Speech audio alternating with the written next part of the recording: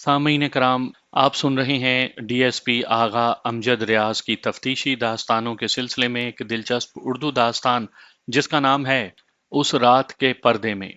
मुझे उम्मीद है आपको मेरी ये काविश पसंद आएगी। आपने अगर अभी तक मेरा चैनल माई वॉइस सब्सक्राइब नहीं किया तो अभी मेरे चैनल को सब्सक्राइब करके बेल नोटिफिकेशन ऑन कर लीजिए ताकि आने वाली हर नई कहानी की इत्तला बर वक्त आप तक पहुंच सके।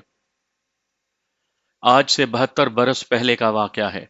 मैं ज़िला खोशाब के थाना नौशहरा का एसएचओ हुआ करता था। उस इलाके को वादी सोन भी कहा जाता है। यहाँ आवान कौम आबाद है जो अभी तक अपनी कदीम रिवायात को सीने से लगाए हुए है। ये बड़ी ही दलेर, गैरतमंद, मेहमान नवाज और दोस्त नवाज कौम है। मेरी एक बात को ख़ास तौर पर ज़हन में रख लें। बात यह है कि इस वारदात में मेरी तफ्तीश की दास्तान सुनते वक्त अपने शहरी माहौल और नई तहजीब को जहन से निकाल दें। इसकी वजह यह है कि शहरों और कस्बों में हमारी असल तहजीब और तमद्दुन रहा ही नहीं। उस पर मगरिब का रंग चढ़ गया है और मगरिब के असरात ने शर्म हया और इज्जत व गैरत को हमारी मुआशरती इकदार और किरदार से गायब कर दिया है। वो ख़वातीन व हज़रात जो मगरिब के रंग में रंगे गए हैं, मेरी इस तफ्तीशी कहानी को वो अहमियत नहीं देंगे जिसकी ये हामिल है। इस हकीकी कहानी की बुनियाद ही इज्जत और गैरत पर रखी गई है। अगर आप इस कहानी की असल रूह को समझना चाहते हैं, तो जहन में वो औसाफ और खसाइल पैदा करें जो एक गैरतमंद कौम की पहचान है। ये वारदात कोई ज्यादा पुरानी नहीं, सन 1953 कल की ही तो बात मालूम होती है।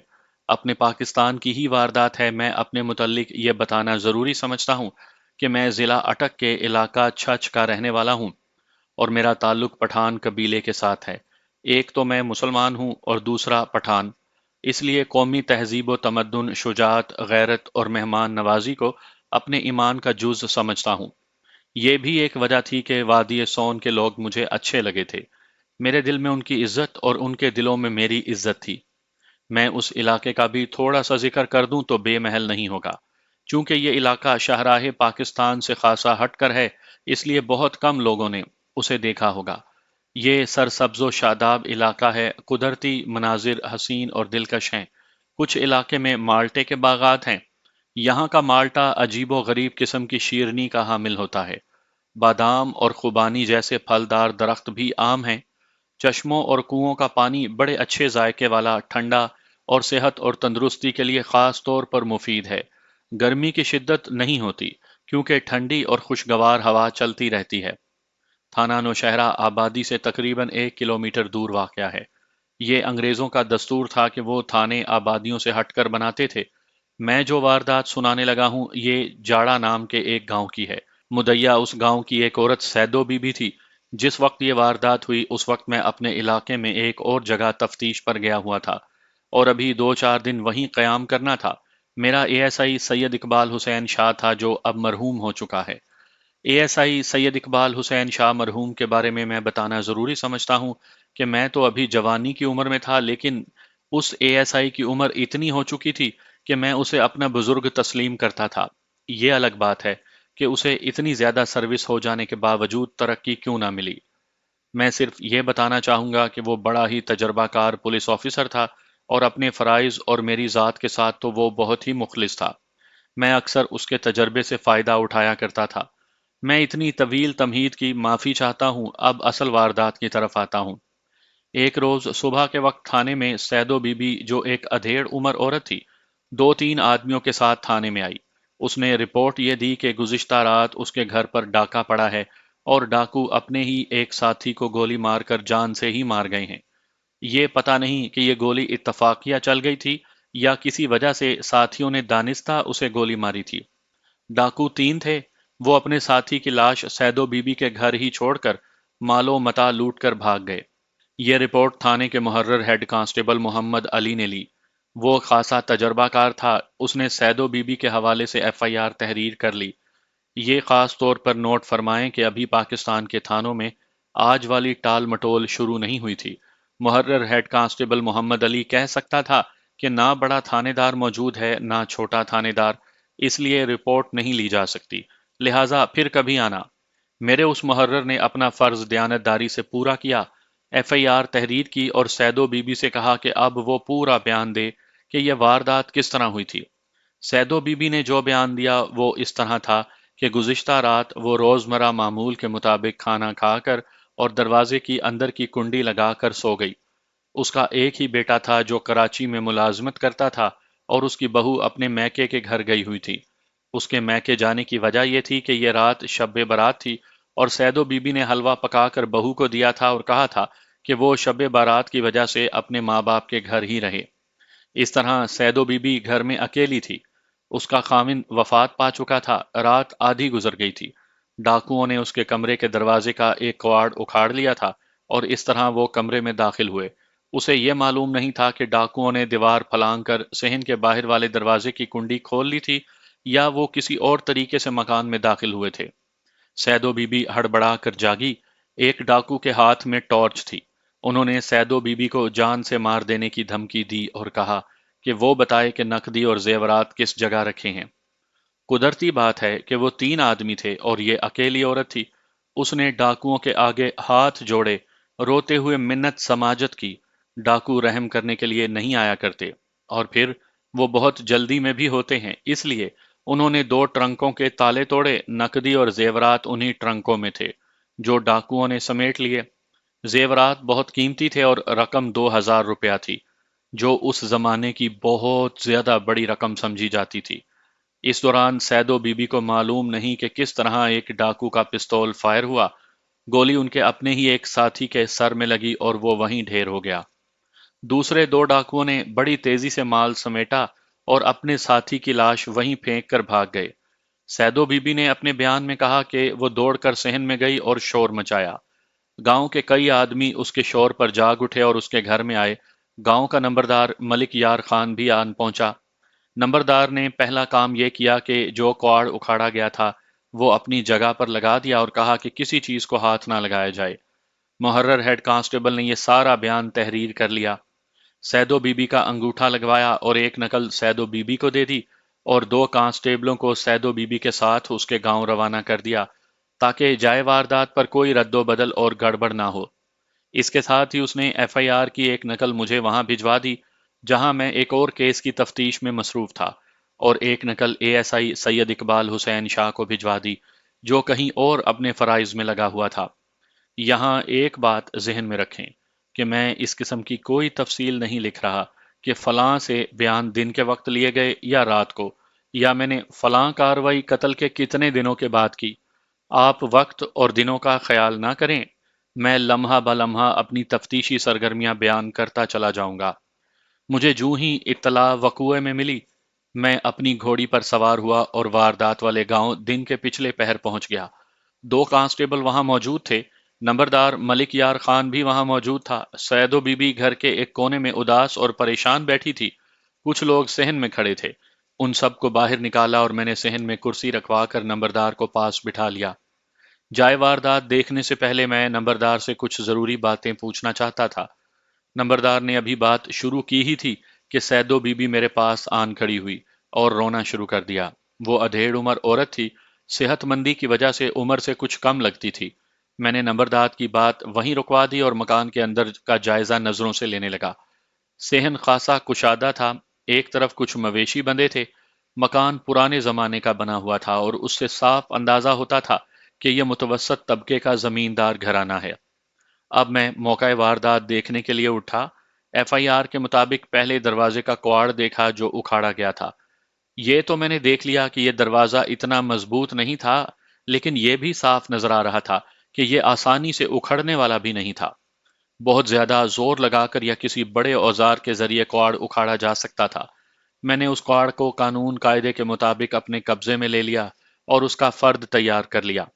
نمبردار ملک یار خان کو اور آبادی کے ایک معزز آدمی کو ساتھ لے کر میں کمرے میں داخل ہوا۔ لاش فرش پر پڑی تھی۔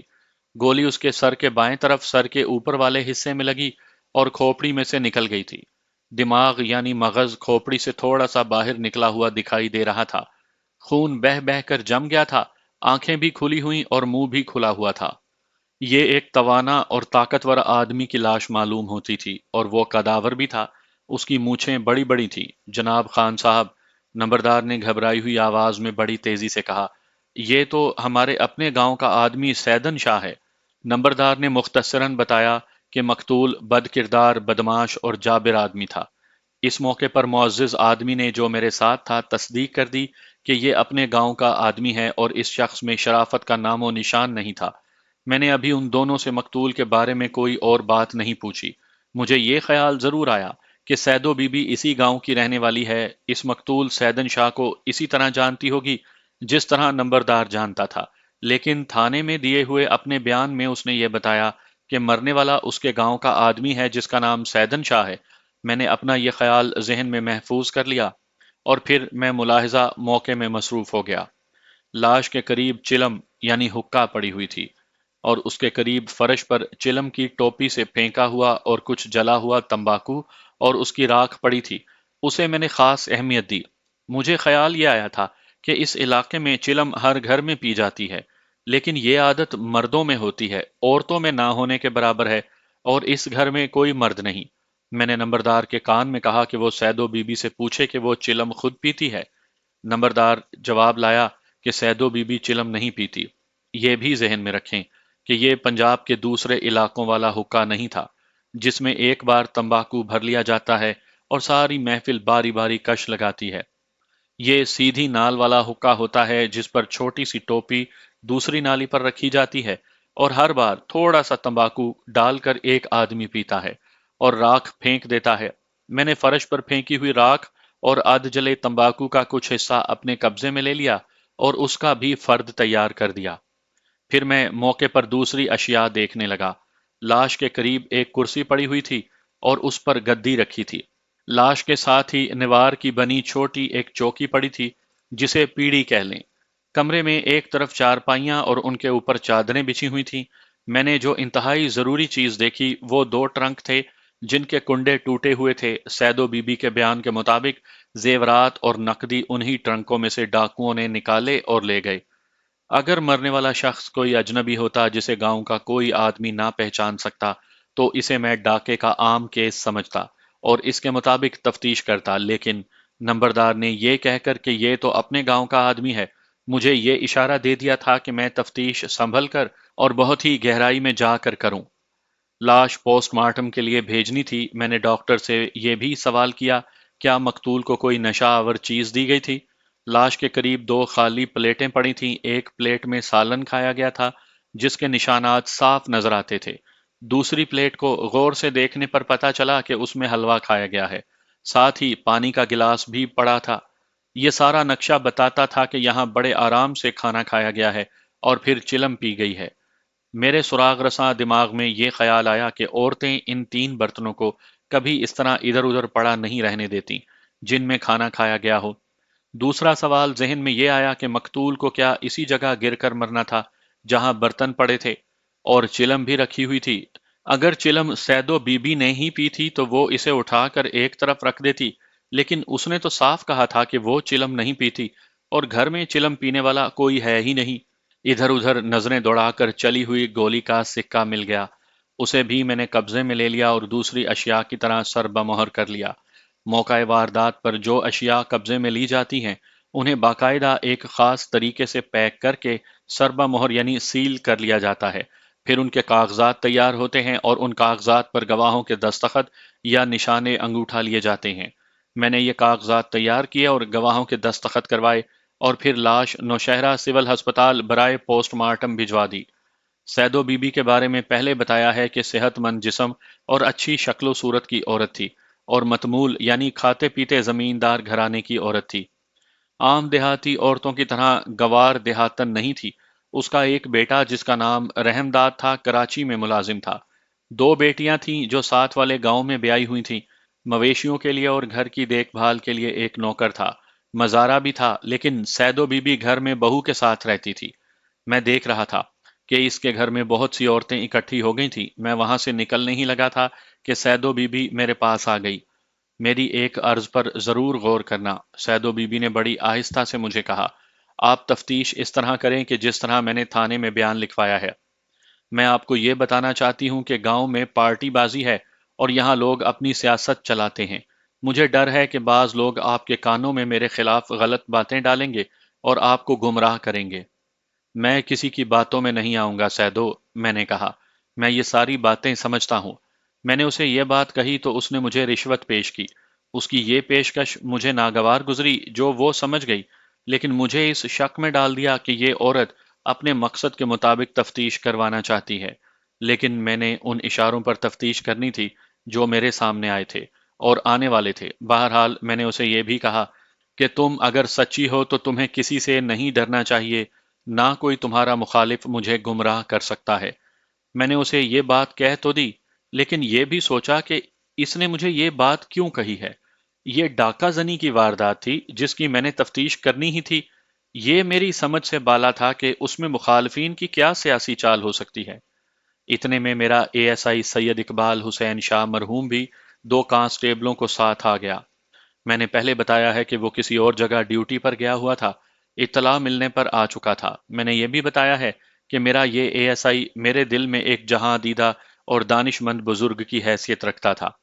میں نے اسے علیحدگی میں سنایا کہ میں نے اب تک کیا دیکھا اور کیا معلوم کیا۔ میں نے اسے اپنے شکوک بھی بتائے۔ اب دیکھیں کہ اس وقت پولیس آفیسر اپنے فرائض میں کتنے چاق و چوبند اور مخلص تھے۔ سید اقبال حسین شاہ میرے پاس موزہ جاڑا کی طرف آ رہا تھا۔ اسے اس گاؤں کے ایک دو آدمی مل گئے۔ اقبال حسین نے ان سے اس واردات کے بارے میں معلوم کرنا شروع کر دیا۔ اس نے اس توقع پر یوں کیا تھا کہ شاید اسے کوئی اشارہ یا سراغ مل جائے۔ ان آدمیوں سے اسے کچھ باتیں معلوم ہو گئی تھی جو میں آگے چل کر بیان کر دوں گا۔ اب صحیح طریقے سے تفتیش شروع کرنی تھی۔ نمبردار نے میرے کہنے پر ایک گھر میں ہمارے لیے بیٹھنے کا انتظام کر دیا۔ جیسا کہ آپ تفتیشی کہانیوں میں سنتے رہتے ہیں کہ ہر پولیس آفیسر پہلے پہلے واردات کے بارے میں مختلف ذرائع سے معلومات اور پس منظر معلوم کر لیتا ہے۔ میرے ان ذرائع میں ایک تو نمبردار تھا، محلے کے ایک دو معززین تھے، اور پھر وہ خفیہ مخبر تھے جن کے بارے میں کسی کو ذرا سا بھی شک نہیں ہوتا کہ یہ پولیس کے مخبر ہیں۔ مجھے یہ تو یاد نہیں رہا کہ فلاں بات کس نے بتائی اور فلاں اشارہ کس سے ملا۔ میں وہ باتیں آپ کو بتا دیتا ہوں جو تفتیش شروع کرنے سے پہلے میری اور اے ایس آئی اقبال شاہ کی کوششوں سے معلوم ہوئیں۔ یہ تو بالکل واضح ہو گیا تھا کہ ڈاکہ زنی کی یہ واردات صرف ڈاکہ زنی نہیں، بلکہ اس کے پیچھے کوئی اور بات بھی ہے۔ یہ ایک بات تو سب سے پہلے معلوم ہوئی۔ معلوم ہوا کہ یہ بات گاؤں کے ہر کس و ناکس کو معلوم ہے۔ بات یہ تھی کہ وقوع قتل سے 2 مہینے پہلے سیدو بی بی کی بہو روشن بی بی کھیتوں کی طرف گئی ہوئی تھی۔ وہاں سے واپس آتے ہوئے اسے مقتول سیدن شاہ راستے میں مل گیا اور اس نوجوان لڑکی کے ساتھ چھیڑ خانی کی۔ یہ صرف زبانی چھیڑ خانی نہیں تھی، بلکہ کسی حد تک دست درازی بھی تھی۔ روشن بی بی نے شور مچایا اور سیدن شاہ کو گالیاں بھی دیں۔ سیدن شاہ بدماش قسم کا آدمی تھا۔ اس نے ہاتھا پائی میں اس لڑکی کا دوپٹہ اتار لیا، یا شاید دوپٹہ سر سے سرک کر گر پڑا، جو لڑکی وہیں چھوڑ کر گھر کو بھاگ گئی۔ گھر آ کر اس نے اپنی ساس سیدو بی بی کو بتایا کہ سیدن شاہ نے اس پر دست درازی کی ہے اور اس کا دوپٹہ اتار لیا ہے۔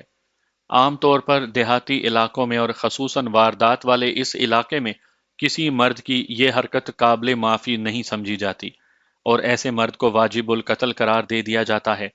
کسی عورت کا دوپٹہ اتار لینے کا مطلب یہ سمجھا جاتا تھا جیسے اس شخص نے اس عورت کی جبری آبرو ریزی کرنے کی کوشش کی ہو۔ اس علاقے میں آج بھی یہی دستور چل رہا ہے۔ کوئی مرد کسی عورت کی طرف میلی آنکھ سے دیکھنے کی جرات نہیں کر سکتا۔ سیدو بی بی نے اپنی بہو کی زبانی سیدن شاہ کی یہ حرکت سنی تو وہ غیظ و غضب سے آگ بگولا ہو گئی۔ اگر اس کے گھر میں کوئی مرد ہوتا تو اسی وقت سیدن شاہ یا اس گھر کا مرد قتل ہو جاتا۔ سیدو بی بی نے گھر میں مرد نہ ہونے کی مجبوری کے تحت یا کچھ اور سوچ کر خاموشی اختیار کر لی۔ اتفاق سے 2-3 دنوں کے بعد کراچی سے اس کا بیٹا 2-4 دنوں کی چھٹی پر آ گیا۔ آتے ہی اسے سیدن شاہ کی یہ حرکت معلوم ہوئی تو وہ اپنی بے عزتی کا انتقام لینے کے لیے اٹھ کھڑا ہوا۔ رحمداد خان ابھی نوجوانی کی عمر میں تھا اور سیدو بی بی کا اکلوتا بیٹا تھا۔ سیدو بی بی ڈر گئی کہ اس کا بیٹا کہیں مارا ہی نہ جائے، وہ پہلے ہی بیوہ تھی۔ اس نے بیٹے کو ٹھنڈا کرنے کی کوشش کی، لیکن یہ غیرت مند نوجوان کوئی بات سن ہی نہیں رہا تھا۔ ماں نے آخر اسے کہا کہ وہ پہلے ہی بیوہ ہے، اگر بیٹا بھی نہ رہا یا سیدن شاہ کو قتل کر کے سزائے موت یا عمر قید پا گیا تو پیچھے کوئی مرد نہیں رہے گا اور روشن بی بی کی عزت کی حفاظت ایک الگ مسئلہ بن جائے گا۔ سیدو بی بی نے اپنے بیٹے رحمداد کو یہ بھی کہا کہ وہ اتنی بے غیرت اور ڈرپوک نہیں کہ وہ سیدن شاہ کو بخش دے گی۔ وہ اپنے تمام رشتہ داروں کو اکٹھا کر کے گاؤں میں پنچایت بٹھائے گی اور یہ پنچایت سیدن شاہ کو سزا دے گی۔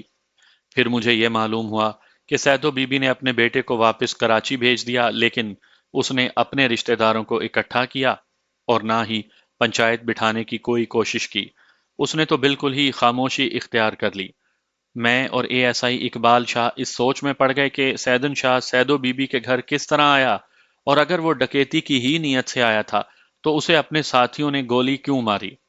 کیا یہ گولی واقعی اتفاقاً چل گئی تھی؟ پھر یہ سوال کہ وہ دو آدمی کون تھے؟ مجھے ایک خیال یہ آیا کہ سیدو بی بی کی بہو روشن بی بی نے سیدن شاہ کی بہت بے عزتی کی تھی، اسے گالیاں بھی دی تھی اور پھر سارے گاؤں میں اس کے خلاف یہ بات پھیلا دی تھی۔ سیدن شاہ کوئی شریف آدمی تو تھا نہیں، نہ ہی وہ تعلیم یافتہ تھا کہ یہ سوچ کر دبک جاتا کہ اس نے ایک نوجوان لڑکی کے ساتھ بہت بری حرکت کی ہے، اور لڑکی نے اپنا کچھ نہ کچھ رد عمل تو ظاہر کرنا ہی تھا۔ سیدن شاہ کے کردار میں کوئی اچھائی نہیں تھی، اور وہ اپنی اس حرکت کو جائز اور قابل فخر سمجھتا ہوگا، اس لیے اس نے اپنی بے عزتی کا انتقام اس طرح لیا کہ دو آدمیوں کو ساتھ لے کر سیدو بی بی کے گھر ڈکیتی کی واردات کر دی۔ اسے معلوم ہوگا کہ اس عورت کے گھر میں زیورات بھی ہیں اور روپیہ پیسہ بھی۔ اگر ایسا ہی ہوا تھا تو پھر یہ واردات انتقامی تھی، اس کا مقصد لوٹ مار نہیں تھا۔ سیدن شاہ نے سارا مال اپنے دونوں ساتھیوں کو دے دیا ہوگا۔ یہ سوچ بھی آئی کہ سیدن شاہ اگر انتقام لینا چاہتا تھا تو وہ خود یہ واردات کرنے کے لیے کیوں گیا؟ وہ اتنا تو سوچ سکتا تھا کہ سیدو بی بی اسے پہچان لے گی۔ وہ دو تین آدمیوں کو بھیج دیتا اور خود نہ جاتا۔ میں نے معلوم کر لیا تھا کہ سیدن شاہ کوئی بے وقوف اور احمق آدمی نہیں تھا۔ یہ ساری باتیں جو میرے ذہن میں آ رہی تھیں مجھے اس واردات کے بارے میں شک میں ڈال رہی تھیں، اور اس شک کا مرکز سیدن شاہ اور اس کی موت تھی۔ میں مختلف اشخاص سے معلومات اور رائے لے رہا تھا۔ ایک شخص کو اٹھایا تو نمبردار یار خان میرے پاس آ بیٹھا۔ اس نے بات ذرا مختصر کی، کہنے لگا کہ اس کی رائے یہ ہے کہ سیدو بی بی کوئی معمولی سی دیہاتی عورت نہیں، بڑے اچھے اور باوقار خاندان کی عورت ہے، اور یہ مانا ہی نہیں جا سکتا کہ اس نے سیدن شاہ کو اپنی بہو کی بے عزتی معاف کر دی ہو۔ نمبردار نے رائے یہ دی کہ اسے پکا شک ہے کہ سیدو بی بی نے سیدن شاہ کو جھانسا دیا اور اسے اپنے گھر بلوا کر قتل کروا دیا۔ میں نے اس کی بات پر غور کیا، لیکن مسئلہ یہاں پر آ کر الجھ جاتا تھا کہ جھانسا کیسے دیا اور پھر ڈکیتی کی واردات میں سیدن شاہ کو کس طرح لایا گیا۔ میں مان چکا تھا کہ ڈاکہ زنی ہوئی ہے اور ٹرنکوں کے تالے توڑ کر ڈاکو مال لے گئے ہیں۔ ملک یار خان خود اونچے خاندان کا آدمی تھا اور پولیس جیسی عقل اور چھٹی حس رکھتا تھا۔ اس نے یہ رائے ویسے ہی نہیں دے دی تھی۔ نمبردار اپنے گاؤں کے ہر گھر اور بندے بندے پر نظر رکھتے تھے۔ انہیں احساس تھا کہ کسی وقت کسی بھی شخص یا اس کے گھر کے بارے میں یہ معلومات پولیس کو مطلوب ہو سکتی ہیں۔ اس نمبردار کو ایک خاص بات معلوم ہوئی تھی اور اسی پر اس نے اپنی رائے دی تھی۔ میں نے جب اس سے تفصیل پوچھی تو اس نے بہتر سمجھا کہ یہ بات مجھے خود سنانے کے بجائے اس شخص کی زبانی سنائی جس سے اسے معلوم ہوئی تھی۔ یہ کہہ کر وہ باہر نکل گیا۔ وہ جلدی واپس آ گیا اور ایک ادھیڑ عمر آدمی کو میرے پاس بھیج دیا۔ اس کا نام کریم بخش تھا۔ میں نے اپنے مطلب کی خاطر اس کا استقبال بڑے احترام سے کیا۔ یہ لوگ جو آوان تھے ایسی عزت افزائی کو پسند کرتے تھے، لیکن میں ان میں سے کسی کے ساتھ زیادہ بے تکلف نہیں ہوتا تھا، کیونکہ بعض لوگ تھانے داروں کی بے تکلفی حاصل کر کے چھوٹی موٹی وارداتیں شروع کر دیتے تھے۔ اس شخص کریم بخش نے صرف یہ بات بتائی کہ اس گاؤں میں ایک مراسن ہے جو جھاڑ پھونک کا کام کرتی ہے، تعویذ وغیرہ بھی دیتی ہے اور کچھ الٹے سیدھے عمل بھی کرتی ہے۔ اس عورت کا نام اس نے تو پھاتو بتایا، اور یہ بھی بتایا کہ پھاتو تو سیدو بی بی کی رازدار سہیلی بنی ہوئی ہے۔ میں سمجھ نہ سکا کہ کریم بخش نے یہ بھی کہا ہے کہ پھاتو کو بلانے میں ذرا احتیاط کریں۔ میرا خیال ہے کہ یہ لوگ اس عورت سے ڈرتے ہوں گے کہ ناراض ہو کر انہیں نقصان پہنچائے گی۔ اے ایس آئی سید اقبال شاہ میرے پاس ہی بیٹھا تھا۔ میں نے اسے کہا کہ وہ پھاتو کے گھر جائے اور وہیں اس کا بیان لے لے، یہاں نہ لائے۔ اس عورت سے بیان لینا اس لیے ضروری تھا کہ یہ سیدو بی بی کی رازدار سہیلی تھی اور اس سے سیدو بی بی کے بارے میں کوئی ضروری بات معلوم ہو سکتی تھی۔ اقبال شاہ اسی وقت چلا گیا اور خاصی دیر کے بعد واپس آیا۔ اس نے پھاتو کا بیان تو لے لیا تھا۔ پتہ چلا کہ اس عورت سے بیان ذرا مشکل سے ہی لیا گیا تھا۔ اقبال شاہ نے اس کے خاوند کو جا پکڑا تھا اور اسے کہا تھا کہ یہ ڈاکے اور قتل کی واردات ہے۔ اگر اس کی بیوی نے کوئی بات چھپانے کی کوشش کی تو گرفتار کر لی جائے گی۔ یہ گاؤں کے کمین اور غریب لوگ تھے، پولیس کو چکر دینے کی جرات نہیں کر سکتے تھے۔ پھاتوں کے متعلق یہ بھی مشہور تھا کہ کسی پر جن آنے لگیں تو وہ جن بھی نکال دیتی ہے۔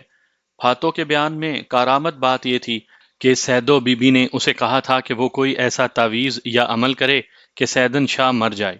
پھاتوں نے سیدن شاہ کا پتلا بنایا اور اس پر کچھ عمل کر کے اسے جلا دیا تھا، اور سیدو بی بی کو یقین دلا دیا تھا کہ سیدن شاہ زندہ نہیں رہے گا۔ اس بیان سے مجھے یہ بڑا صاف اشارہ ملا کہ سیدو بی بی کے دل میں سیدن شاہ کی عداوت اتنی زیادہ تھی کہ وہ اس کوشش میں تھی کہ سیدن شاہ مر جائے۔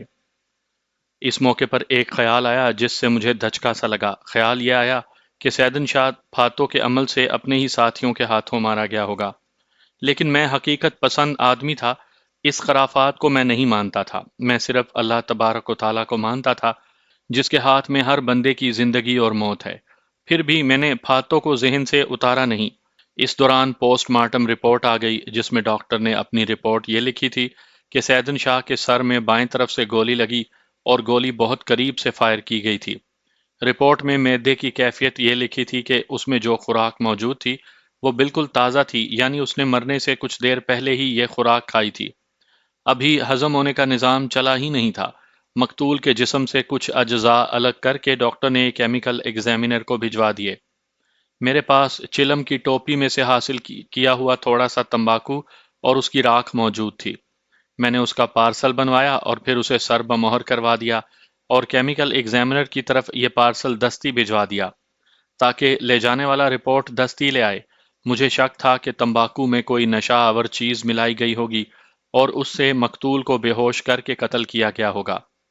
میں ایک بات اور کہنا چاہتا ہوں، یہ نہ سمجھیں کہ میرے پاس کوئی جادو تھا جس سے میں ڈھکی چھپی باتیں معلوم کر رہا تھا۔ تفتیش عقل اور تجربے کا کھیل ہے۔ ذرا ذرا سے شک پر دماغ سوزی کرنی پڑتی ہے، لیکن اس کے لیے فرض شناسی اور دیانتداری لازمی ہوتی ہے۔ اس وقت مکمکہ ٹال مٹول اور پولیس مقابلوں کا رواج نہیں چلا تھا۔ آج کل تو یہ کام بڑا آسان کر لیا گیا ہے۔ کسی ملزم کو کسی واردات میں ملوث کر کے گرفتار کر لیا جاتا ہے اور اگلے روز اسے گولی مار کر اخباروں میں خبر یہ بھیجی جاتی ہے کہ یہ ملزم پولیس مقابلے میں مارا گیا۔ اس طرح تفتیش اور مقدمے کی زحمت سے نجات مل جاتی ہے۔ اسی طرح اندھیرے میں ہاتھ پاؤں مارتے ایک مخبر سے یہ پتہ چلا کہ سیدو بی بی روزانہ پچھلے پہر گاؤں کی بھٹیارن کی بھٹی پر مکئی کے دانے بھنوانے کے لیے جاتی تھی، اور وہاں سے ہٹ کر اس کی ملاقات مقتول سیدن شاہ کے ساتھ ہوتی۔ سیدو بی بی سیدن شاہ کو بھنے ہوئے دانے پیش کرتی ہے، جو سیدن شاہ لے لیتا ہے اور مسکراتا ہوا چلا جاتا ہے۔ اس بیان کی تصدیق کے لیے میں نے بھٹیارن کو بلایا۔ وہ اپنے ایک بیٹے کے ساتھ فوراً آ گئی۔ میں نے اس سے اس بات کی تصدیق چاہی تو اس نے کہا کہ سیدو بی بی اور سیدن شاہ کی ملاقات تو سب لوگ دیکھتے تھے، اس میں تو راز والی کوئی بات نہیں۔ بہرحال بھٹیارن نے کوئی شک نہ رہنے دیا اور سیدو بی بی اور سیدن شاہ کی ملاقاتوں کی تصدیق کر دی۔ اب ضروری ہو گیا تھا کہ سیدو بی بی کی بہو روشن بی بی کا بیان لیا جائے۔ پولیس کسی کو بھی حکم دے کر اس سے بیان لے سکتی ہے، لیکن اچھی قسم کے تھانے دار دیہات کی عورتوں کی عزت و آبرو کا بہت خیال رکھتے تھے۔ دیہات میں کسی نوجوان لڑکی کا بیان لینا مسئلہ بن جاتا تھا۔ لوگ جوان بیٹیوں کو تھانے چڑھانا بہت ہی معیوب سمجھتے تھے، خواہ وہ گواہی کے لیے ہی مطلوب ہوں۔ میں نے نمبردار ملک یار خان کو بلا کر کہا کہ وہ سیدو بی بی کو اطلاع دے کہ اس کی بہو بیان کے لیے مطلوب ہے، اور اس کی بہو واردات والی رات اس گھر میں تھی ہی نہیں، بلکہ اپنے میکے گئی ہوئی تھی، اس لیے وہ بہو کے بیان کو ضروری نہیں سمجھتی اور وہ بہو کے بیان کے لیے پولیس کو پیش نہیں کرنا چاہتی۔ میں نے ضابطۂ فوجداری کے مطابق یار خان کے ذریعے سیدو بی بی کو حکم بھیجا کہ وہ اپنی بہو کو خود ساتھ لا کر بیان دلوائے، ورنہ اس کے خلاف کارروائی کی جائے گی۔ ملک یار خان نے واپس آ کر بتایا کہ اس حکم کے باوجود سیدو بی بی بہو کا بیان دلوانے میں پسو پیش کر رہی تھی۔ ملک یار خان نے اس کو تیار کر لیا۔ میں نے مناسب یہ سمجھا کہ سیدو بی بی کے گھر ہی جا کر اس کی بہو کا بیان لے لوں۔ میں چلا گیا اور اپنے کانسٹیبلوں کو بھی ساتھ لے گیا۔ انہیں باہر کھڑا کر کے میں خود اندر چلا گیا۔ سیدو بی بی کی بہو روشن بی بی وہاں موجود تھی۔ ایک تو وہ دیہاتن تھی اور دوسرے وہ نوجوانی کی عمر میں تھی، اس لیے وہ بہت ہی شرماتی تھی۔ میں جو بھی سوال کرتا وہ اس کا جواب ہوں یا ہاں میں دے کر سر جھکا لیتی۔ میں آخر ذرا دبدبے سے بولا کہ مجھے تمام حالات اور واقعات کا دوسرے لوگوں سے علم ہو چکا ہے، اس لیے وہ میرا وقت ضائع نہ کرے اور مجھے بتائے کہ جو باتیں مجھے معلوم ہوئی ہیں ان میں کون سی سچی اور کون سی جھوٹی ہیں۔ میں نے سیدو بی بی کو بھی تھوڑا سا ڈانٹ دیا کہ میں تھانے دار ہوں، یہ نہ سمجھیں کہ کسی گاؤں سے آ کر یہاں بیٹھ گیا ہوں۔ اس طرح اس لڑکی کو کھل کر بیان دینے پر تیار کیا۔ آخر اس نوجوان عورت روشن بی بی نے وہ واقعہ سنا دیا جو میں نے پہلے سنایا ہے کہ کس طرح سیدن شاہ نے اس لڑکی کو چھیڑا تھا۔ روشن بی بی نے بتایا کہ سیدن شاہ اس کی آبرو ریزی کرنا چاہتا تھا جس سے وہ بچ گئی۔ روشن بی بی نے اپنی ساس سیدو بی بی کو بتایا۔ سیدو بی بی غصے میں آ گئی، لیکن کچھ سوچنے کے بعد اس نے کہا کہ اس واقعے کا کسی اور کے ساتھ ذکر نہ کرنا۔ اس نے بتایا کہ یہ بات سارے گاؤں میں اس طرح پھیل گئی کہ دور سے دو تین آدمی دیکھ رہے تھے۔ میں نے یہ تسلیم نہ کیا کہ سیدن شاہ روشن بی بی کی آبرو ریزی کرنا چاہتا تھا، وہ اس لیے کہ دیہاتی علاقے میں دن دہاڑے ایسے جرم کا ارتکاب ناممکن تھا، اور گاؤں کا کوئی بھی شخص سیدن شاہ کو پکڑوا بھی سکتا تھا یا اسے قتل کروا دیتا۔ ماننے والی بات صرف یہ تھی کہ سیدن شاہ نے روشن بی بی پر دست درازی کی تھی اور اس لڑکی کا دوپٹہ سیدن شاہ نے اتار لیا۔ اس نے یہ بھی بتایا کہ دو تین دنوں کے بعد اس کا خاوند رحم داد آیا، اسے یہ واقعہ سنایا تو وہ اسی وقت سیدن شاہ سے انتقام لینے کے لیے تیار ہو گیا، لیکن ماں نے اسے سمجھا بجھا کر روک لیا۔ روشن بی بی کی زبان رواں دواں ہو گئی تھی اور میرے اچھے رویے سے بھی وہ متاثر ہوئی اور بے تکلفی سے بولنے لگی تھی۔ اس نے بڑی کارآمد بات سنائی، کہنے لگی کہ ایک تو اس کی ساس کو اتنا غصہ چڑھا کہ وہ پاگل ہونے لگی، اور دوسری طرف یہ حال کہ 3 4 دن ہی گزرے تھے کہ روشن بی بی کو پتا چلا کہ اس کی ساس کی سیدن شاہ کے ساتھ بے تکلفی پیدا ہو گئی ہے، اور وہ بھٹیارن کی بھٹی کے قریب روزانہ ملتے ہیں۔ روشن بی بی نے کہا کہ اسے ساس پر غصہ آنے لگا، لیکن اس نے اس سے کچھ بھی نہ کہا، اور اس سے کچھ کھچی کھچی رہنے لگی اور اپنے میکے گھر زیادہ جانے لگی۔ روشن بی بی نے بتایا کہ ڈکیتی والی رات شب برات تھی۔ اس دن روشن بی بی اپنی ساس کے پاس آئی۔ ساس نے مرغ پکایا تھا اور حلوہ بھی۔ ساس نے ایک ڈونگے میں مرغ کا سالن اور دوسرے میں حلوہ ڈالا، پھر تندور سے روٹیاں منگوائیں اور یہ کھانا روشن بی بی کو دے کر کہا کہ آج شب بارات ہے، وہ یہ کھانا اپنے میکے لے جائے۔ تم آج رات اپنی ماں کے گھر ہی رہنا۔ سیدو بی بی نے اپنے بہو سے کہا، میں آج رات عبادت کروں گی، اس لیے اکیلی رہنا چاہتی ہوں۔ روشن بی بی اس رات اپنے ماں باپ کے گھر رہی۔ اگلے روز اسے اطلاع ملی کہ اس کے سسرال گھر میں ڈاکہ پڑا ہے اور ڈاکوؤں کا ایک ساتھی اپنے ہی ساتھیوں کے ہاتھوں مارا گیا ہے، اور مارے جانے والا سیدن شاہ ہے۔ روشن بی بی سے جو کچھ معلوم کرنا تھا وہ کر کے اسے رخصت کر دیا۔ پھر میں نے اے ایس آئی اقبال شاہ کو اپنے پاس بٹھایا اور ہم اس وقت تک کی تفتیش پر تبادلہ خیالات کرنے لگے۔ اب کچھ صاف ہی نظر آنے لگا تھا کہ ڈکیتی کی یہ واردات مشکوک ہے۔ یہ واضح ہو گیا کہ سیدو بی بی نے سیدن شاہ کی دشمنی پر پردہ ڈالے رکھا، پھر کسی طرح اسے جھانسے ملا کر اپنے گھر بلوا کر اسے قتل کروا دیا۔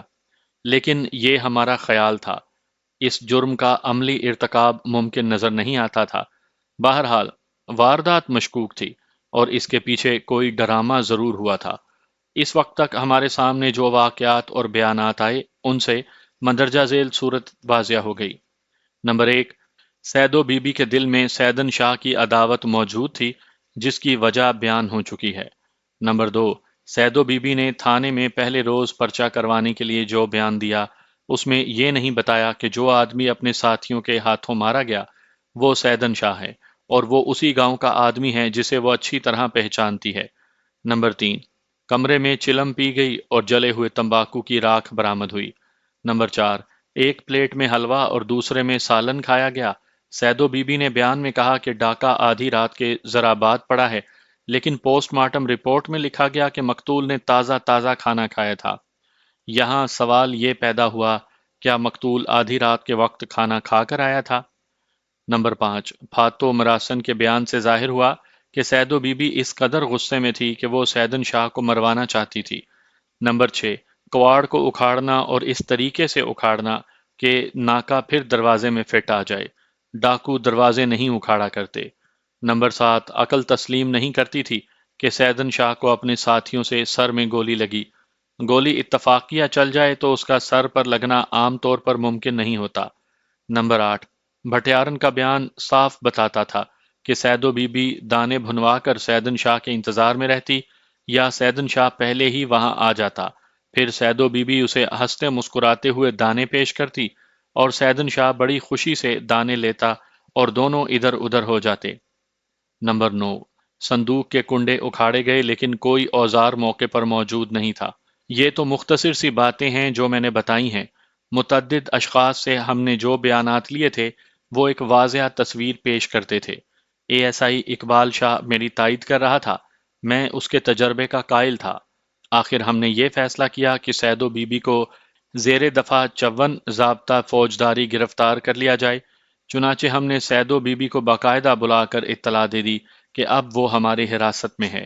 اسے حوالات میں بند کرنے کے بجائے گاؤں میں ہی اپنی حراست میں رکھ لیا۔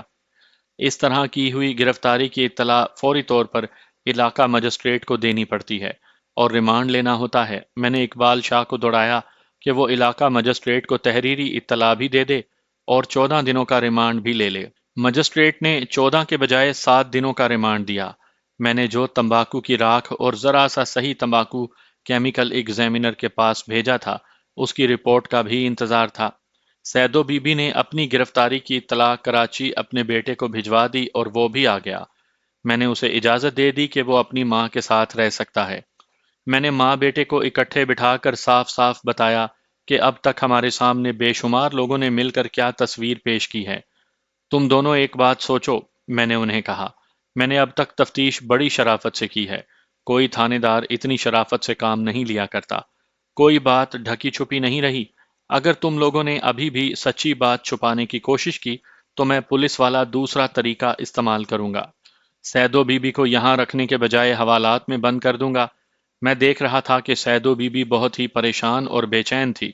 میرا اور اے ایس آئی اقبال شاہ کا تجربہ بتاتا تھا کہ اس عورت کی پریشانی کا ڈاکہ زنی کے ساتھ کوئی تعلق نہیں کہ وہ لٹ گئی ہے، بلکہ یہ کوئی اور ہی پریشانی ہے۔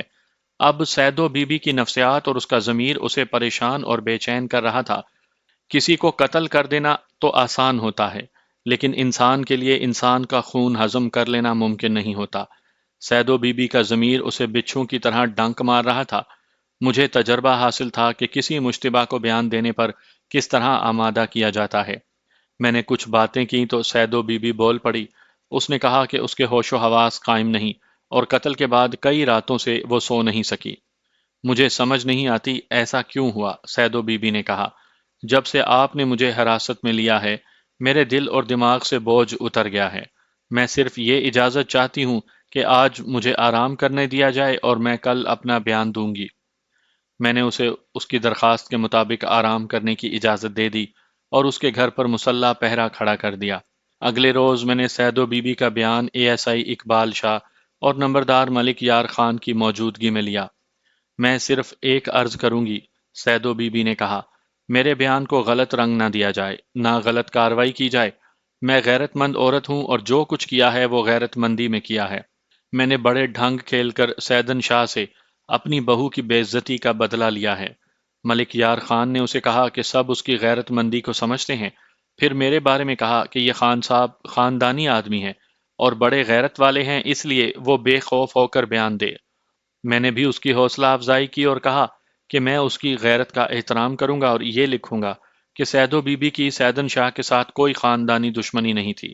سیدو بی بی نے سیدن شاہ کو غیرت میں آ کر قتل کیا ہے۔ سیدو بی بی نے اپنا بیان شروع کیا۔ اس نے وہی واقعہ سنایا کہ اس کی بہو نے کھیتوں سے آ کر اسے بتایا کہ سیدن شاہ نے اس کی بے حرمتی کی ہے، اور پھر یہ سینہ زوری دکھائی کہ اس کے سر سے دوپٹہ اتار لیا۔ سیدو بی بی نے کہا کہ غصے نے اسے پاگل کر دیا، لیکن اس نے بہو سے کہا کہ وہ کسی کو یہ بات نہ بتائے، کیونکہ اپنے رشتہ داروں کو پتہ چل گیا تو گاؤں میں زبردست خون خرابہ ہوگا اور ایک دو آدمی مارے بھی جائیں گے۔ اتنے میں اس کا بیٹا رحم داد کراچی سے آ گیا۔ سیدو بی بی نے اسے بڑی مشکل سے ٹھنڈا کر کے کراچی بھیج دیا اور خود دن رات اس سوچ میں کھو گئی کہ سیدن شاہ سے کس طرح انتقام لے۔ میں نے بہو سے کہہ دیا تھا کہ وہ اب زیادہ باہر نہ نکلا کرے اور گھر سے زیادہ دور بھی نہ جایا کرے۔ سیدو بی بی نے اپنے بیان میں کہا کہ اس نے سیدن شاہ سے انتقام کا ارادہ اتنا پختہ کر لیا تھا کہ وہ اب اس سے ٹل نہیں سکتی تھی۔ اس کی خالی زمینوں میں سردیوں میں کابلی پٹھان آ کر خیمے لگا لیتے تھے اور سردیاں یہیں گزار کر واپس چلے جاتے تھے۔ اب سردیوں کا موسم تھا اور قابلی پٹھان آئے ہوئے تھے۔ ایک روز سیدو بی بی ان میں سے ایک پٹھان سے ملی جس کا نام شلولی خان تھا۔ سیدو بی بی کو غالباً معلوم تھا کہ ان لوگوں کے پاس درے کا بنا ہوا اسلحہ ہوتا ہے۔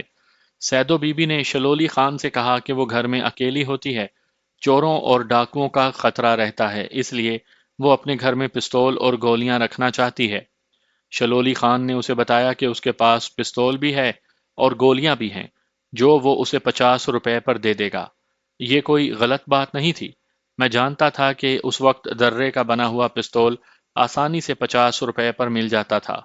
سیدو بی بی نے یہ سودا قبول کر لیا، لیکن شلولی خان سے یہ کہا کہ وہ پستول چلانا نہیں جانتی اور وہ اسے سکھا دے۔ شلولی خان نے اسے کہا کہ جب لوگ شام کو اپنے مویشی وغیرہ لے کر گھروں میں چلے جاتے ہیں اس وقت وہ اس کے پاس آ جایا کرے اور وہ ساتھ والی پہاڑوں کے اندر جا کر اسے پستول چلانا سکھا دے گا۔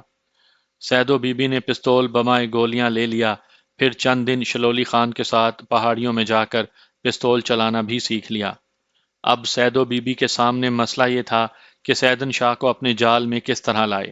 سیدن شاہ سیدو بی بی کی طرف سے مطمئن ہو گیا تھا کہ اس کی بیہودہ حرکت کے اتنے دنوں بعد تک سیدو بی بی نے نہ کوئی رد عمل ظاہر کیا، نہ اس نے کوئی اور احتجاجی کارروائی کی تھی۔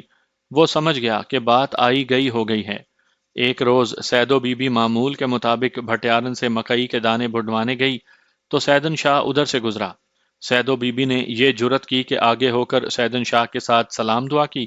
سیدن شاہ بڑی خندہ پیشانی سے پیش آیا۔ وہ بڑا بدماش اور چالاک آدمی بنا ہوا تھا۔ وہ سیدو بی بی کے جھانسے میں آ گیا۔ ایک روز اسی بھٹی پر سیدو بی بی نے سیدن شاہ کو بھنے ہوئے دانے پیش کیے جو اس نے ہنس کر لے لیے۔ سیدو بی بی نے اسے کہا کہ وہ اس وقت روزانہ بھٹی پر آتی ہے۔ چنانچہ سیدن شاہ نے بھی روزانہ ادھر سے گزرنا شروع کر دیا۔ یہ بھٹی بھٹیارن کے گھر کے اندر نہیں تھی بلکہ باہر تھی۔ سیدو بی بی سے ہر روز سیدن شاہ بڑی بے تکلفی سے دانے لیتا رہا۔ سیدو بی بی کے بیان کے مطابق ان دونوں میں کچھ خوشگوار سی بات بھی ہو جاتی تھی۔ اسی طرح سیدن شاہ سیدو بی بی کے پھندے میں آ گیا۔ میں نے دیکھا ہے کہ جو لوگ اپنے دماغ پر عورت کو سوار کر لیتے ہیں وہ اسی طرح بڑی آسانی سے دھوکے میں آتے ہیں۔ سیدو بی بی نے یہ بھی بتایا کہ اس نے پھاتو مراسن سے تعویذ کروائے تھے کہ سیدن شاہ مر جائے۔ یہ اس نے اس لیے کروائے تھے کہ قتل کے جرم سے بچ جائے اور سیدن شاہ تعویذ سے ہی مر جائے، لیکن اس کے اندر انتقام کی آگ اتنی زیادہ بھڑک رہی تھی کہ وہ سیدن شاہ کو بہت جلد اپنے ہاتھوں سے قتل کرنے کا ارادہ کر چکی تھی۔ آگے چل کر سیدو بی بی نے اپنے بیان میں کہا کہ بہت دنوں سے وہ سیدن شاہ سے تقریباً روزانہ مل رہی تھی، اس لیے گاؤں میں لوگ اس کے بارے میں کھسر پھسر کرنے لگے۔ زیادہ باتیں اس وجہ سے بنتی تھیں کہ ایک طرف سیدن شاہ نے سیدو بی بی کی بہو پر دست درازی کی تھی اور دوسری طرف سیدو بی بی سیدن شاہ کے ساتھ دوستی لگائے ہوئے تھی۔ میں نے پہلے بتایا ہے کہ سیدو بی بی بوڑھی لگتی ہی نہیں تھی، کھاتے پیتے گھرانے کی عورت تھی جس وجہ سے اس کی صحت جوانوں جیسی اور شکل و صورت بھی ٹھیک ٹھاک تھی۔ یہ بات کہنے سے میرا مطلب یہ ہے کہ یہ کہا جا سکتا تھا کہ سیدو بی بی اور سیدن شاہ کے تعلقات جائز اور شریفانہ نہیں ہو سکتے۔ سیدو بی بی عقل مند عورت تھی، وہ سمجھتی تھی اور اسے احساس تھا کہ گاؤں میں اس کی بدنامی ہو رہی ہے۔ چنانچہ اس نے سیدن شاہ کو جلدی سے جلدی دنیا کے تختے سے اٹھا دینے کی اسکیم تیار کرنی شروع کر دی۔ میں نے نفسیاتی نقطہ نگاہ سے جو سوچا وہ یہ تھا کہ یہ عورت عقل مند اور بیدار مغز تو ضرور تھی، لیکن اس میں غیرت مندی اور انتقام کا جذبہ اس قدر زیادہ تھا کہ یہ جذبہ اس کی عقل اور ہوش مندی پر غالب آ گیا۔ اس نے اپنے بیان میں کہا کہ اسے یہ اسکیم بناتے خیال آیا کہ سیدن شاہ آخر مرد ہے، اسے سیدو بی بی نے اپنے گھر بلانا تھا، لیکن اسے یہ خدشہ نظر آیا کہ پستول نکالتے نکالتے سیدن شاہ اس پر جھپٹ کر پستول چھین سکتا ہے۔ اس صورت میں اس کی ساری اسکیم دھری رہ جاتی۔ اس کا سیدو بی بی نے یہ علاج سوچا کہ ایک سنیاسی سے مشورہ کیا۔ یہ سنیاسی کبھی کبھی اس کے گھر آیا کرتا تھا۔ یہاں میں آپ کو سنیاسیوں کے بارے میں کچھ بتانا ضروری سمجھتا ہوں۔ انگریزوں کے وقتوں میں سنیاسیوں کا پورا گروہ کسی آبادی کے قریب خیمے لگا لیتا اور کچھ دن یہ لوگ وہاں قیام کرتے تھے۔ ان کا دعویٰ یہ ہوتا تھا کہ ان کے پاس ہر مرض کی دوا ہے اور ان کے پاس ایسی دوائی بھی ہے جو آب حیات کا اثر رکھتی ہے۔ بے اولاد عورتوں کا بھی علاج کرتے تھے۔ ان کے زیادہ تر مریض ہندو ہوا کرتے تھے۔ ہندو عورتیں خصوصاً بے اولاد عورتیں ان کی زیادہ مرید ہوتی تھیں۔ ان کا حلیہ اور لباس سادھوؤں اور فقیروں جیسا ہوتا تھا۔ پاکستان وجود میں آ گیا، ہندو سکھ چلے گئے تو سنیاسی بھی بہت تھوڑے رہ گئے۔ میں یقین کے ساتھ کہتا ہوں کہ کچھ مسلمانوں نے سنیاسی بن کر نوسر بازی شروع کر دی اور دیہات میں گھومنے پھرنے لگے۔ یہ لوگ خانہ بدوشوں جیسی زندگی گزارتے تھے، آج یہاں کل وہاں، دیہاتیوں پر اپنی نوسر بازی چلا کر خاصے پیسے بٹور لیتے تھے۔ ایسا ہی کوئی سنیاسی کبھی کبھار سیدو بی بی کے گھر آتا تھا۔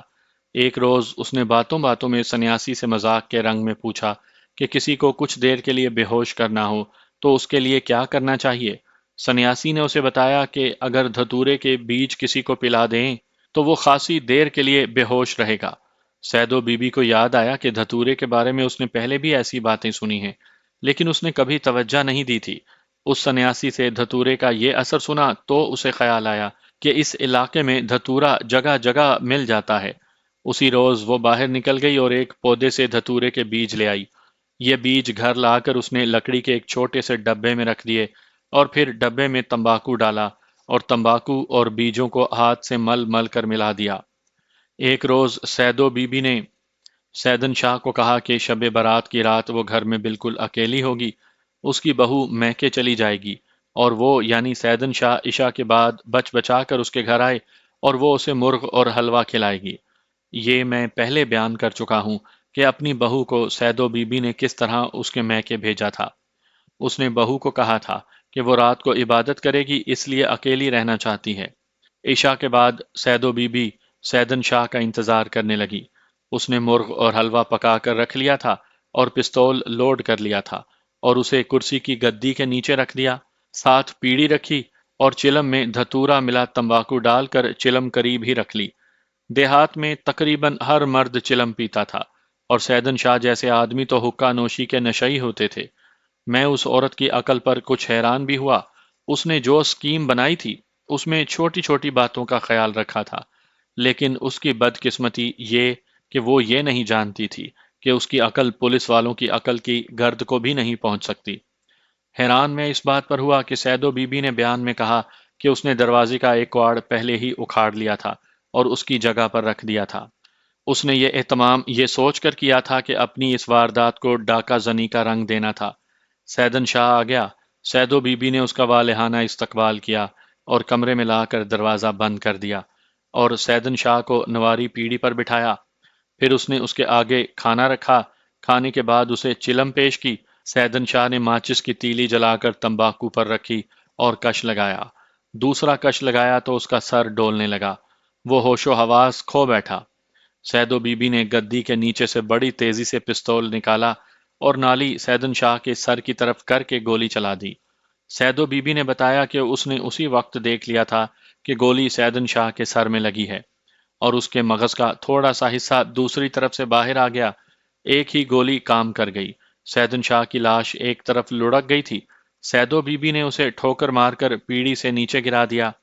پھر چلم کی ٹوپی سے جلا ہوا تمباکو وہیں فرش پر انڈیل دیا، جیسا کہ دیہاتی عام طور پر کیا کرتے ہیں۔ چلم دیوار کے ساتھ رکھ دی۔ اس کے بعد سیدو بی بی نے اپنی اسکیم کے دوسرے حصوں پر عمل درآمد شروع کر دیا۔ پہلے یہ کام کیا کہ جو کواڑ اس نے اکھاڑ کر ویسے ہی دروازے کی چوکھٹ میں رکھ دیا تھا وہ گرا دیا۔ پھر ہتھوڑی لی اور ٹرنکوں کے تالے اور کنڈے توڑے اور زیورات اور رقم نکال کر ایسی جگہ چھپا دی جہاں یہ مال کسی کو نظر نہیں آ سکتا تھا، اور پھر بڑے آرام سے لیٹ گئی۔ وہ مطمئن تھی، اب وہ نصف شب گزرنے کا انتظار کر رہی تھی۔ غور فرمائیں کہ یہ عورت کس قدر دلیر اور غیرت مند تھی کہ ذرا سا بھی نہ ڈری کہ رات کا وقت اور یہ تنہا اور گھر میں ایک غیر مرد کی خون میں ڈوبی ہوئی لاش۔ وہ ڈرنے کے بجائے خوش تھی کہ اس نے اپنی بے عزتی کا انتقام لے لیا ہے۔ یقین جانیں کہ ایسی غیرت مندی ہر دیہاتی مرد اور عورت میں ہوتی تھی، مگر شہروں سے تو یہ غائب ہو گئی تھی۔ البتہ دیہات میں ابھی پائی تو جاتی ہے، لیکن وہ پہلے والی بات نہیں رہی۔ اس کی وجہ یہ ہے کہ فلمی گانے اور ٹی وی دیہاتی علاقوں میں بھی پہنچ گئے ہیں۔ یہی غیرت تو مسلمانوں کی پہچان ہوتی تھی۔ کہانی سننے والے شاید یہ سوچیں کہ ایک گاؤں میں رات کے وقت پستول فائر ہوا اور یہ دھماکہ کسی نے نہ سنا۔ پھر سیدو بی بی ہتھوڑی سے صندوق کے تالے توڑتی رہی اور اس کی آواز بھی پڑوسیوں کو سنائی نہ دی۔ اس کی وجہ یہ تھی کہ سردیوں کا موسم تھا، لوگ کمروں میں دروازے بند کر کے اور لحاف اوڑھ کر سوتے تھے۔ پھر یہ بات بھی تھی کہ دیہات کے لوگ دن بھر محنت مشقت کر کے اتنے تھکے ہوتے تھے کہ عشاء سے بہت پہلے بے ہوشی کی نیند سو جاتے تھے۔ سیدو بی بی نے بند کمرے میں گولی چلائی تھی۔ ان وجوہات کی بنا پر گولی چلنے کا دھماکہ کوئی نہ سن سکا۔ اگر لوگ سن لیتے تو کوئی نہ کوئی مجھے بتا دیتا کہ گولی کا دھماکہ عشاء کے کچھ بعد سنا گیا تھا، مگر سیدو بی بی کہتی تھی کہ ڈاکہ آدھی رات کے وقت پڑا تھا۔ سیدو بی بی جاگتی رہی اور جب اس کے اندازے کے مطابق آدھی رات گزر گئی تو اس نے صحن میں نکل کر شور مچا دیا کہ اس کے گھر ڈاکہ پڑا ہے۔ گاؤں کے لوگ اس واویلے پر جاگ اٹھے اور سیدو بی بی کے گھر پہنچنے لگے۔ نمبردار ملک یار خان بھی آ گیا۔ سیدو بی بی نے سب کو بتایا کہ ڈاکو اس کا صندوق توڑ کر سب کچھ لوٹ لے گئے ہیں اور ان کا ایک ساتھی اندر مرا پڑا ہے۔ معلوم نہیں اس کے ساتھی اسے دانستہ قتل کر گئے ہیں یا وہ اتفاقیہ چلنے والی گولی سے مرا ہے۔ کسی نے بھی واردات والے کمرے میں اندر جا کر نہ دیکھا کہ لاش کس کی ہے اور کون سے صندوق ٹوٹے ہیں۔ اگر نمبردار نہ آ جاتا تو کئی لوگ اندر چلے جاتے اور رات کو ہی انہیں پتہ چل جاتا کہ مرنے والا کون ہے۔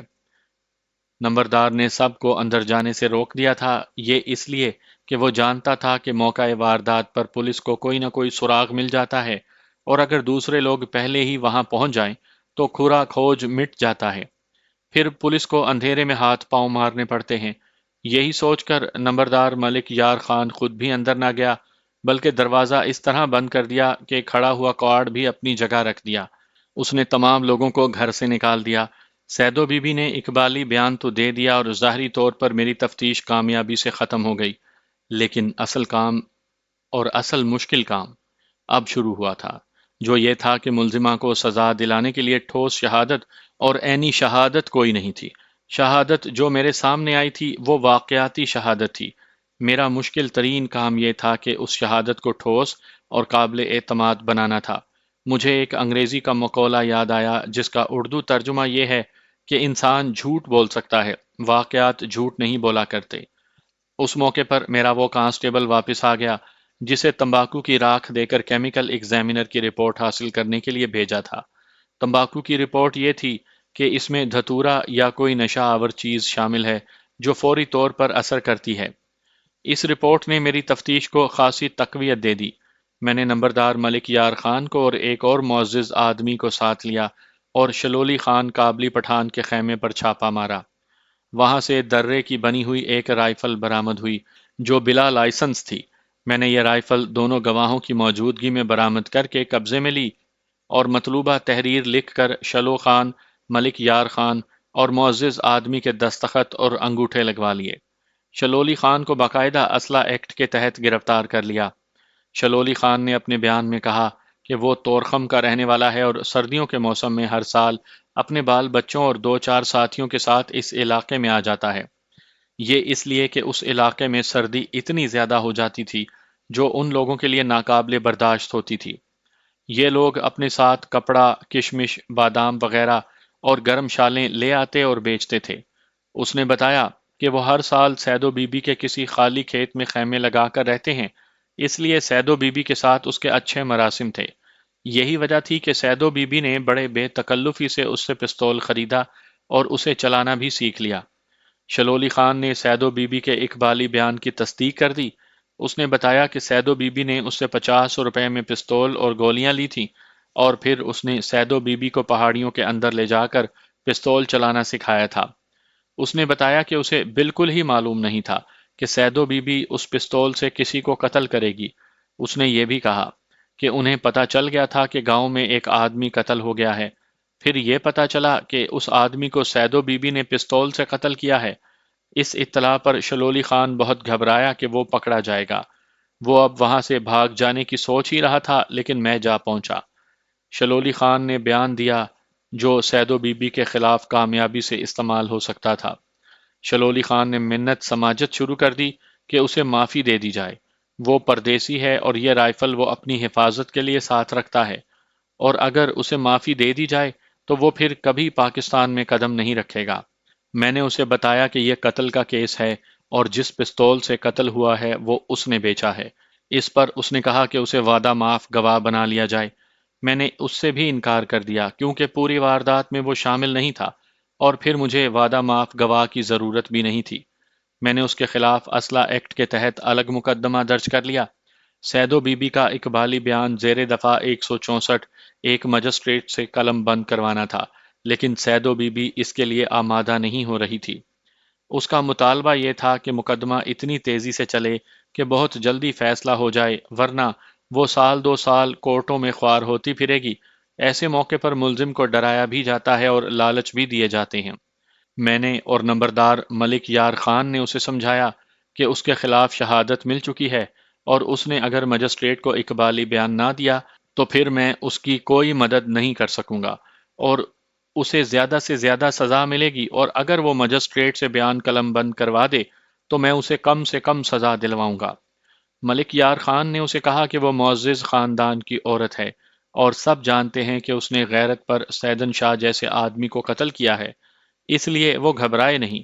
اس کی کوئی بے عزتی نہیں ہوگی، بلکہ لوگ اسے خراج تحسین پیش کریں گے۔ بہتر یہ ہے کہ وہ پستول اور مال برآمد کروا دے۔ وہ رضامند ہو گئی اور ہمیں مویشیوں والے کمرے میں لے جا کر سیمٹ کی بوریوں کے نیچے سے پستول نکال لیا۔ اس کے ساتھ 9 گولیاں بھی تھیں۔ ملک یار خان اور ایک معزز آدمی میرے ساتھ بطور گواہ برآمدگی تھے۔ میں نے پستول کی برآمدگی کی تحریر لکھ کر متعلقہ افراد کے دستخط لے لیے، پھر اس نے زیورات اور رقم بھی برآمد کروا دی۔ میں نے پستول اور وہ سکہ جو اس پستول کی نالی سے فائر ہوا تھا واردات والے کمرے سے برآمد کر لیا۔ دونوں چیزیں الگ پارسل بنا کر اور سر بمہر کر کے ایک کانسٹیبل کے حوالے کیا، اور اسے فورنسک لیبارٹری کو برائے رپورٹ بھیج دیا۔ وہاں سے یہ رپورٹ آنی تھی کہ یہ گولی اسی پستول سے چلی ہے۔ سید و بی بی کو اے ایس آئی اقبال شاہ کے ساتھ مجسٹریٹ کے پاس بھیج دیا کہ وہ اس کا اقبالی بیان قلم بند کرے۔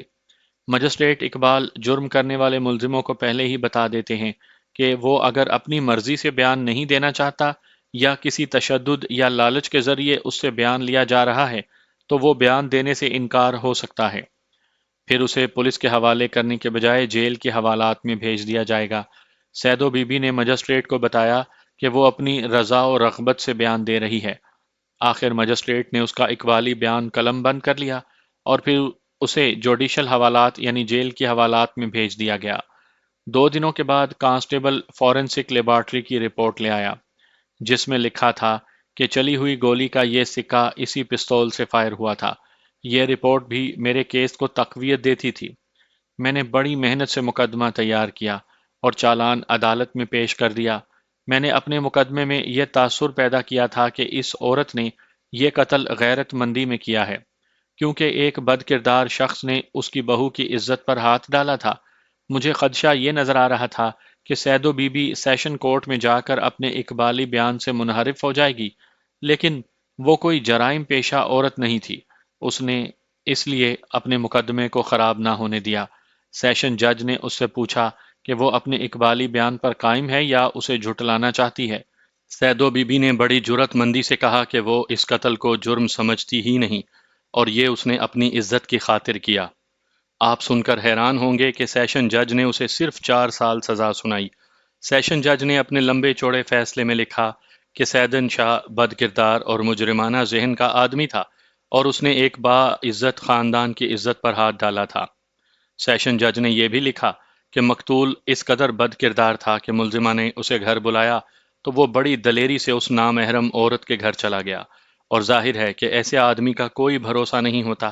اگر ملزمہ اسے قتل نہ کر دیتی تو مقتول کسی بہت ہی بری حرکت کا ارتکاب کر گزرتا۔